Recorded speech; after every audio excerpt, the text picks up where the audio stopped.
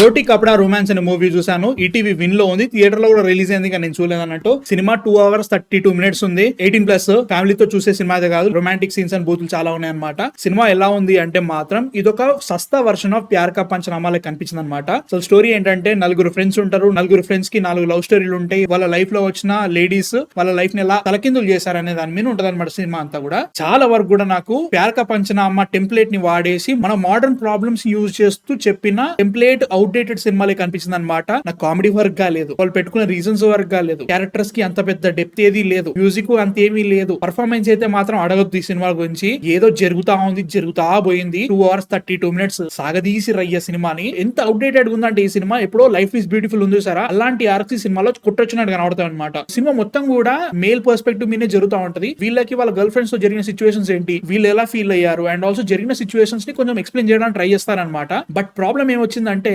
Heroines characters ని అంత బాగా ఫ్లెష్ అవుట్ చేయలేదు, అంత డెప్త్ ఇవ్వలేదు, న్యూవాన్స్డ్ గా రాయలేదు అనమాట. వాటి అన్నింటినీ తీసుకొచ్చి క్లైమాక్స్ లో ఇలా జరగడానికి ఇవి రీజన్స్ అనుకుంటూ 4 రీజన్స్ చెప్తా ఉంటారు. అవి అసలు ఎక్కలేదన్నమాట. ఇవి స్టార్టింగ్ నుంచి నువ్వు మెల్లమెల్లగా హింట్ ఇచ్చుకుంటూ వచ్చేసి ఒక ఎమోషనల్ వెయిట్ క్రియేట్ చేసిన తర్వాత వాటన్నిటికీ అసలు రియాక్షన్ ఇచ్చుంటే ఇక చాలా బాగుండేది. వీళ్ళ లైఫ్ తో అమ్మాయిలు ఎలా ఆడుకున్నారని ఫీలింగ్ తోనే తీసుకెళ్లారు. గ్రాంటెడ్ కొన్ని ఎమోషనల్ సీన్స్ చాలా బాగున్నాయి, బట్ స్టిల్ చాలా వరకు కూడా వన్ సైడ్ కొట్టుడులా కనిపించింది అనమాట. ఒక క్యారెక్టర్ అంటే ఒక్క క్యారెక్టర్ కూడా హుక్ కావన్నమాట.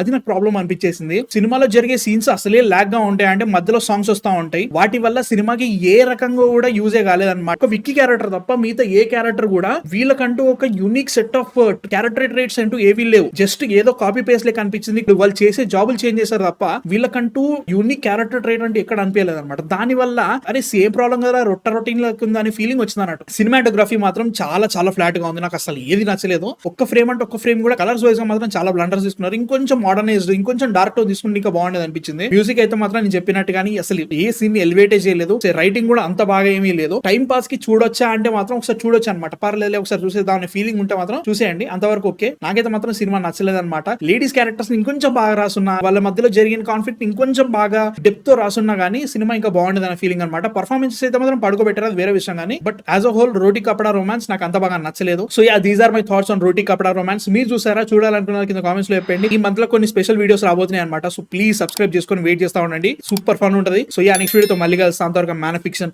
Signing off.